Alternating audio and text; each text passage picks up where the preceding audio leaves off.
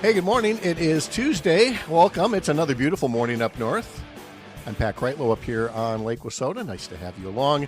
And we will be talking today about matters further up north than here in Chippewa Falls. We will be talking in just a bit with our guest, the Executive Director of Midwest Environmental Advocates, Tony Wilkin Gibart. First to note that tonight is Governor Tony Evers' final State of the State address of his 8 years in office.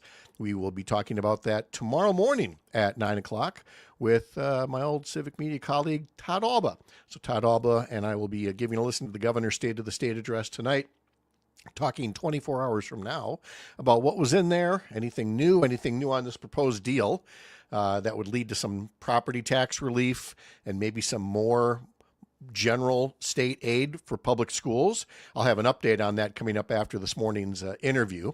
So that will be Todd Alba tomorrow talking about tonight's State of the State. I've still got some other items on our Do Something calendar of events and today's history lesson, of course, coming up as well. But Tony Wilkin Gibart joins us now to talk about Midwest Environmental Advocates and the Line 5 pipeline from Enbridge, because an administrative law judge last week upheld a permit granted last year by the DNR for Enbridge, a Canadian firm, to build 41 miles of new oil pipeline around the boundaries of the Bad River Band of Lake Superior, Chippewa, but still through the watershed of the Bad River itself. Tony Wilkin Gibart, it is so nice to have you here. Thank you for joining us this morning from Madison. Yeah, thank you so much for having me. Our pleasure. Now, for folks who, again, I've given just a little bit of background on here, but Enbridge's Line 5 cuts across northern Wisconsin to get oil from one part of Canada to basically another part of Canada, but Exactly. coming through Wisconsin to do it. Decades ago, that pipeline was put right through Bad River land up there, and of course, the tribal community no longer wants that, but frankly, a lot of people don't want the pipeline there anymore. Enbridge's answer has been, well, we'll just go around the boundaries of the Bad River community. That's not going to do any good if something goes wrong in that area, right? Yeah, absolutely. This is an incredibly risky project.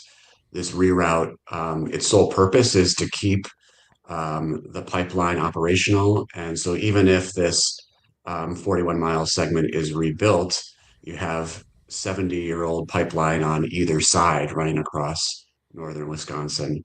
And the construction project itself is incredibly risky from an environmental perspective.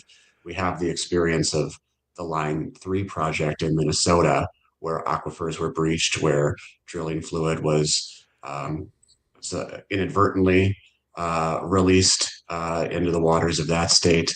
And so, because of all of these really, really significant risks, our organization, on behalf of Sierra Club, 350 Wisconsin, and the League of Women Voters, challenged the permits that were issued just about a year ago.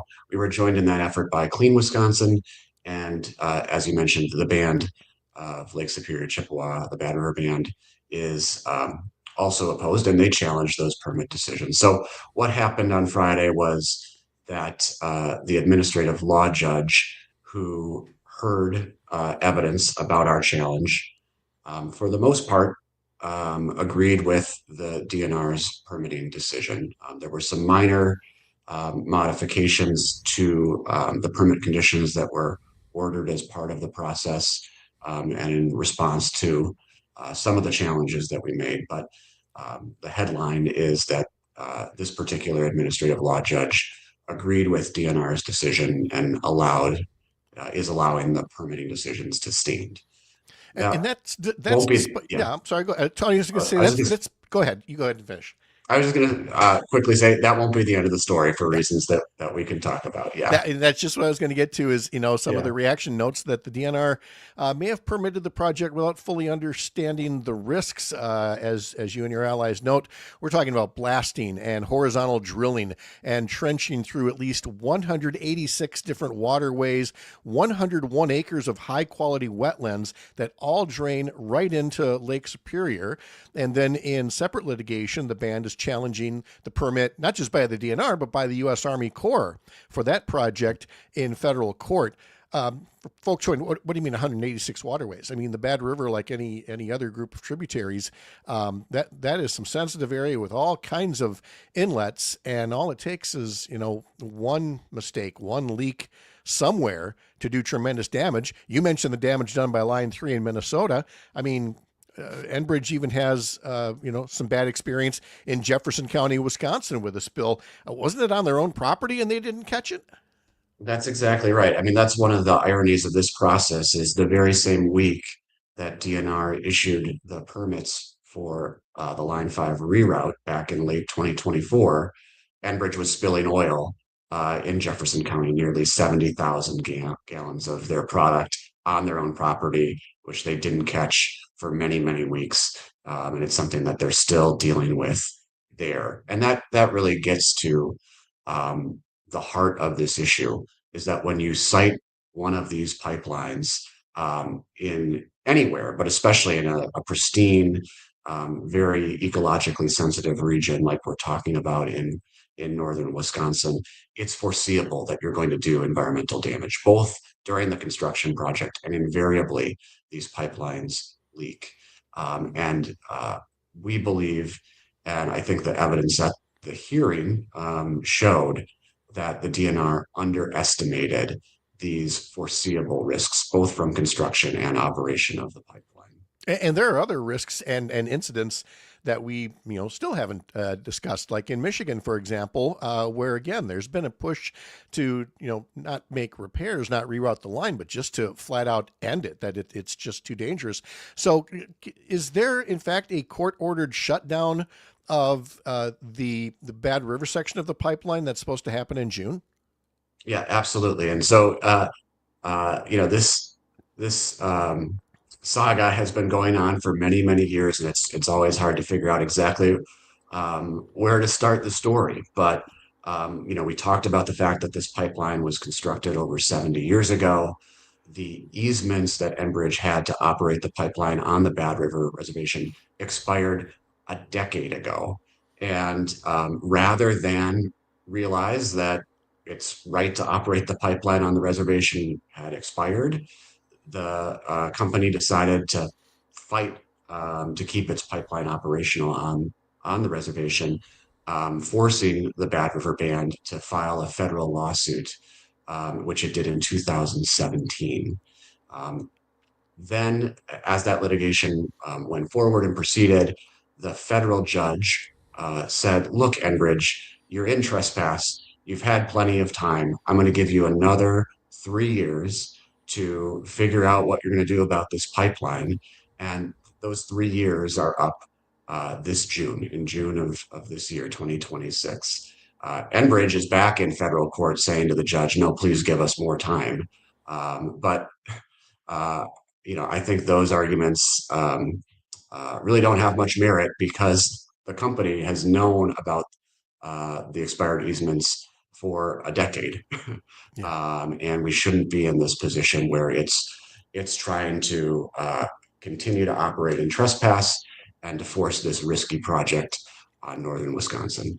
And as far as, part of the reason that it's in federal court as well is, I mean, of course, the environmental damage would impact all of us. But when we're talking specifically about the Bad River Band of Chippewa, I mean, their water, their plants, and more, those are protected by treaties. And it does seem, to a lot of casual observers, like this kind of, corporate malfeasance is just trampling all over these treaty rights that are supposed to be protected by the Bad River. Yeah, absolutely. And that's why the Bad River Band has asserted its rights in federal court and why they are challenging the state approvals because the environmental risks here, the prospect of spills, all of the impacts that will happen as a result of construction if it takes place, impacts their treaty rights to hunt and fish and gather on the reservation, but also outside the reservation on the ceded territories. The treaties are the highest law of the land outside of the Constitution, and those are rights that absolutely must be respected. They're also just run of the mill property rights that are at issue here. Enbridge doesn't have the property rights, doesn't have the easements to continue to operate the pipeline on the reservation, and yet it's again just black letter property law has been in trespass for going on a decade now, which is a real affront to the band and its treaty rights, and just an affront to the rule of law. And when you say that there's a strong basis for appellate review, is that in state court, federal district courts? So these state permit decisions would be heard by state court. Okay. And just to explain the process here, when someone challenges a DNR permitting decision, the first step of that process is for a hearing to be held in front of an administrative law judge.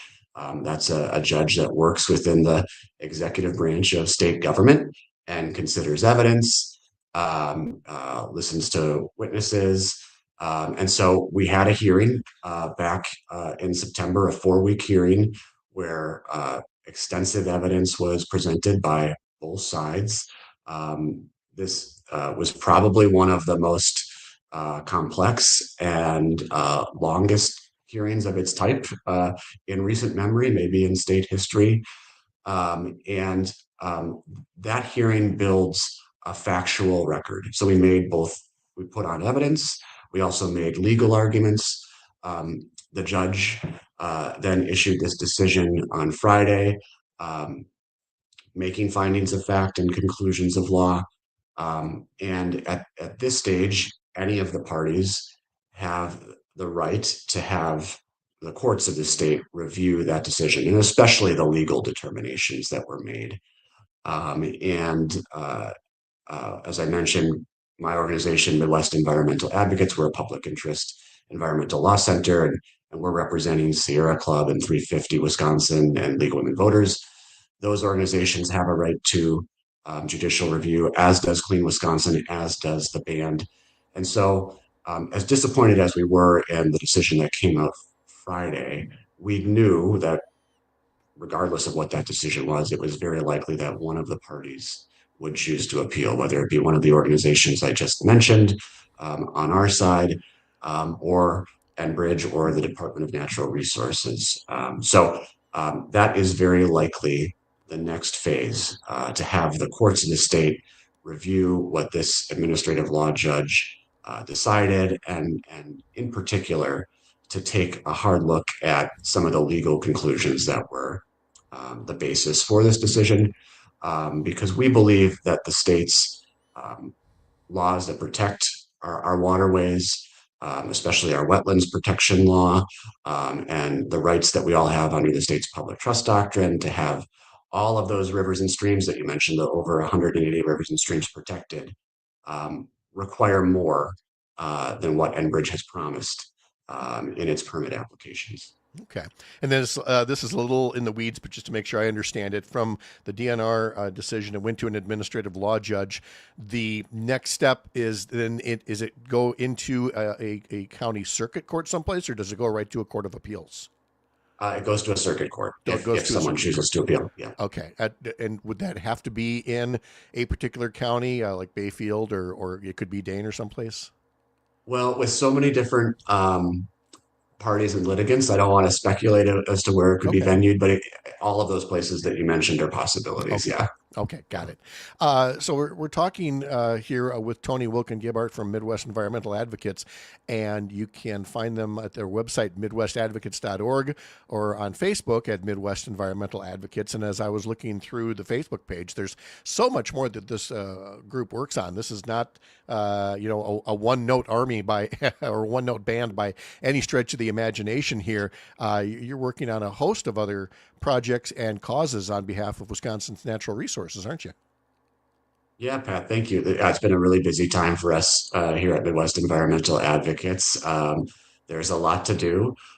Just to name a couple of our current projects, back in August, we filed a suit against the Wisconsin Public Service Commission on behalf of 15 young Wisconsinites, including several from northern Wisconsin, alleging that laws that we have on the books right now in Wisconsin that allow the Public Service Commission to green light new fossil fuel power plants those laws are violating the rights of young people to a livable future, because we need the state to be making different decisions as far as where our energy comes from so that we can mitigate climate change and preserve the natural resources that Wisconsinites have enjoyed for generations.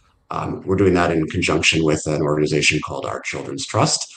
So that case just got started in August, and we're expecting a decision from a circuit court on some legal issues in that case relatively soon.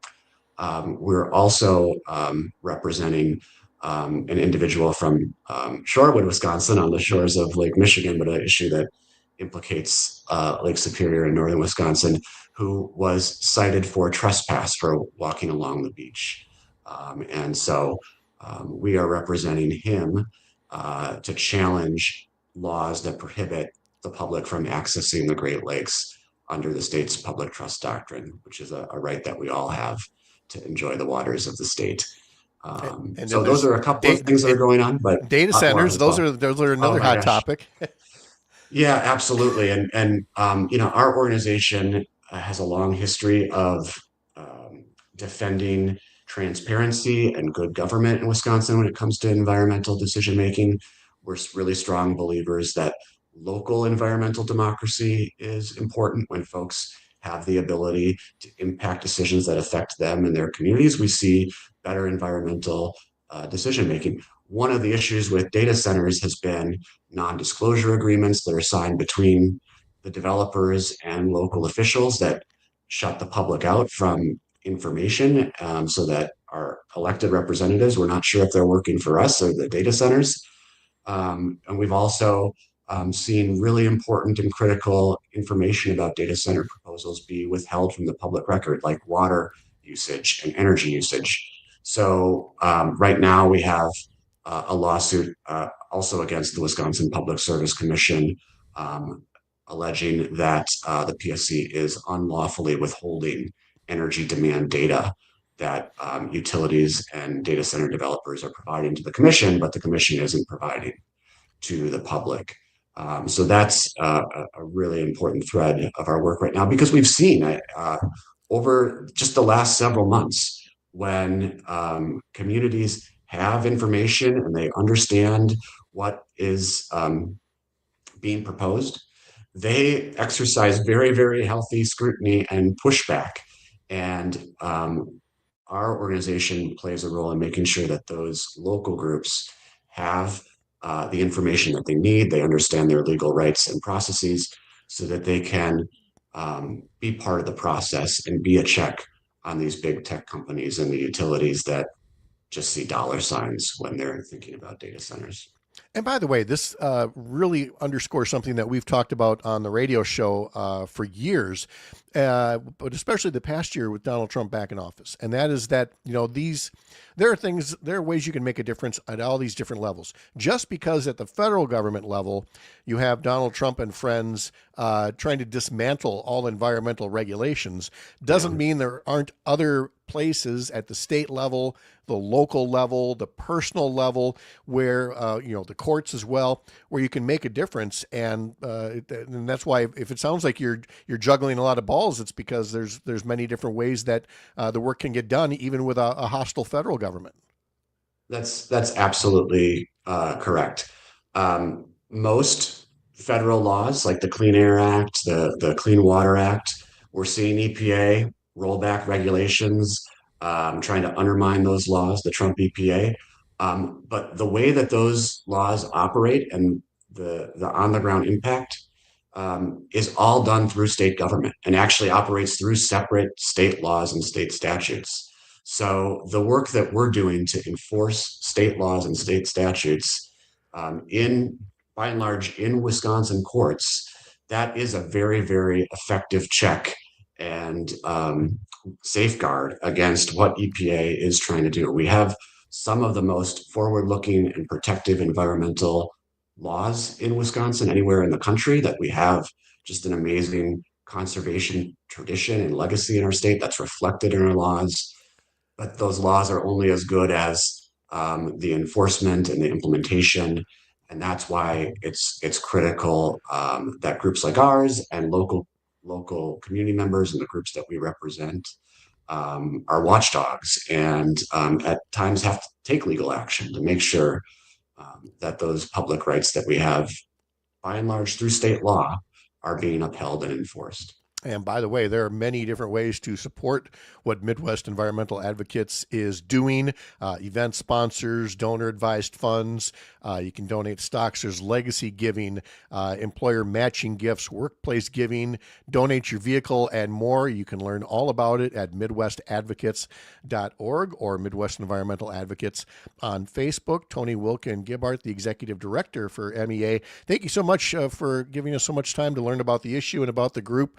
We appreciate what you do. Thanks for joining us today. Yeah, thank you, Pat. Thanks for what you do, and happy to come back anytime. That's great. Thank you, Tony. Have a great day. All right, there's Tony, and we're really glad to hear more about that because this is this matter's not done, not by a long shot, by any stretch.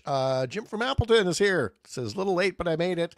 That's okay. That's a nice thing about that. You can always just hit start over on Facebook or YouTube, and you can catch the whole thing here.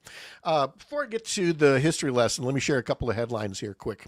Senator Tammy Baldwin will be in La Crosse today, along with 3rd Congressional District Democratic candidate Rebecca Cook.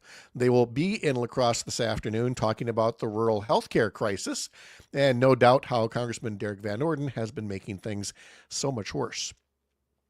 And then, as I mentioned before, now the governor's going to give his final State of the State address tonight. And there's no doubt that he's going to talk about a tax relief package that helps schools and taps into what is now a larger state budget surplus. So by way of background, and I got a lot of this, let me give credit, as always, to Jesse O'Point and Molly Beck at the Milwaukee Journal-Sentinel. If you're not subscribing to their reading, it's worth the subscription just for that. The governor wants to put $450 million into general school aids. In last year's state budget, Republicans put $0 new dollars into state general school aids, and that's why we're seeing another big round of school referendums, which are leading to higher property taxes. However, with these new estimates showing a $4 billion state surplus, Evers wants to put about 10% of that into new school general aids.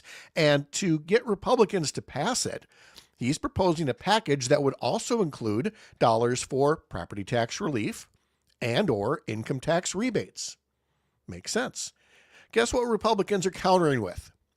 They're countering with, well, how about you just give us the tax cuts and we don't give schools any new general aid?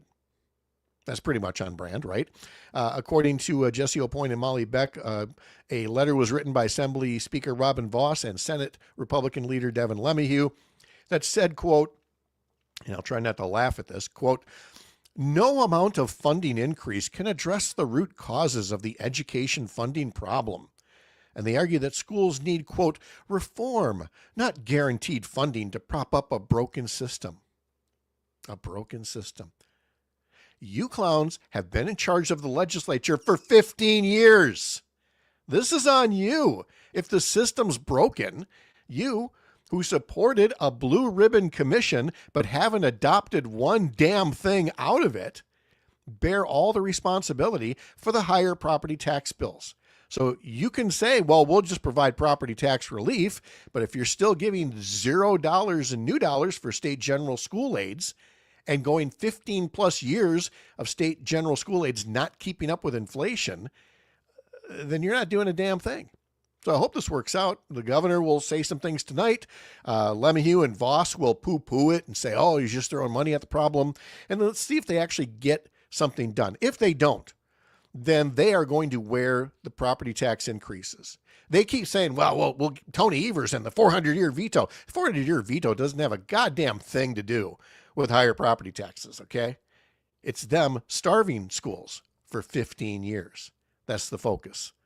Hope they get something done. We'll see. Let's check today's history lesson. Let's see, birthdays today. Ed Sheeran is 35 years old today. See, it's still early enough in the year. I have to make sure that I do my math just right on the ages. But yeah, Ed Sheeran is 35 today. I'm always astounded by when two people have the same birthday, born the same day, but people come in all shapes and sizes. Michael Jordan is 63 years old today. Happy 63rd birthday to Michael Jordan. Born that exact same day, Daniel Whitney. You know him better as Larry the Cable Guy. So Larry the Cable Guy, Michael Jordan, born the same day, both turned 63 today. Definitely two different people. Actor Joseph Gordon-Levitt is 45 years old today, and Billy Joe Armstrong from Green Day is 54 years old. And I put a link in the comments to American Idiot because, well, it applies. Celestial birthdays today include Taylor Hawkins, former drummer of the Foo Fighters, who was born 54 years ago today, but died back in 2022 at the age of 50. On the music charts, I've got a link there for Careless Whisper by Wham. It was the new #1 single 41 years ago today in 1985. And finally, in the history books, in the U.S. presidential election, there was a tie in the Electoral College between Thomas Jefferson and Aaron Burr. It was eventually resolved with Jefferson being elected president, Aaron Burr being elected vice president by the House of Representatives. They then went and changed the system so that you don't have the winner becoming president and the loser becoming your vice president. Can you imagine if we had that system going on today? Let's see. Hot off the presses from Abby is a new batch of first responses to our question of the week on Sunday's newsletter. And the question, which you can sign up for in the Sunday newsletter at upnorthnewswi.com, said, what do you think of Tom Tiffany saying that the Epstein files are just a distraction? They're just to distract from the economy. And what do you think about that? Well, Stephen Rice Lake says, Tom. It's the GOP that uses pedophilia as a political football, and now you're in a trap of your own making, so you resort to the age-old argument of blaming the Dems. Shame, shame, shame with your lies. Let's see. Here's one that says, only in an uncaring America has Epstein been a distraction. Other countries want their Epstein admirers removed from the government. Adolf here says, Tiffany is Trump's lapdog and always will be. Doesn't care about right from wrong. Only cares about pleasing Trump. Let's see. From Bernard, on the other hand, says, these files have been available starting back to the Obama years. Why is it now all on Trump? If there really was something in those files, don't you think Dems would have released it sooner? It's all part of the next election because they have nothing else to run on. Well, we've heard that point before, and we've knocked that down previously, that during the Obama years, these were things that conceivably were still in litigation and are not now, even though they should be. And that's a lot of whataboutism to say, well, how come, Obama or Biden didn't release them? We have to go from where we are right now. And Donald Trump promised to release everything. Pam Bondi said the list was on her desk, and it's not. And now it's just an official cover-up. Donald Trump and Pam Bondi are covering up a pedophilia ring, and there's just no two ways about it. But obviously, as you heard there, some folks disagree with our question of the week, and you can sign up for our newsletter and be the first one to see those questions every Sunday. All right, let's see. The Do Something calendar, of course, you can always find that at our website, upnorthnewswi.com. And let me bring that address up there. There we go. Let's see. Wisdems tomorrow, I believe, are having their monthly drinks with Democrats in Green Bay from 5 to 7. Planned Parenthood Advocates of Wisconsin is having a session tomorrow in La Crosse called Changing Hearts and Minds, a training on the conversational approach to talking about reproductive health care and advocacy. And Fitchburg Progress is having Drinks and Democracy, a community gathering in Fitchburg at 6:30 tomorrow to talk about 2026 election opportunities. And again, head over to the website, upnorthnewswi.com. Look for the Do Something calendar to get the specifics on those events and many, many more. All right, time to get to work over at my day job at Up North News. Remember, tomorrow, Todd Alba will be here talking about tonight's State of the State address. In the meantime, we always invite you to keep checking out what we're doing over at Up North News at upnorthnewswi.com. Signing up for the newsletter as well, and joining me here tomorrow for another beautiful morning up north. I'm Pat Kreitlow. Have a great day.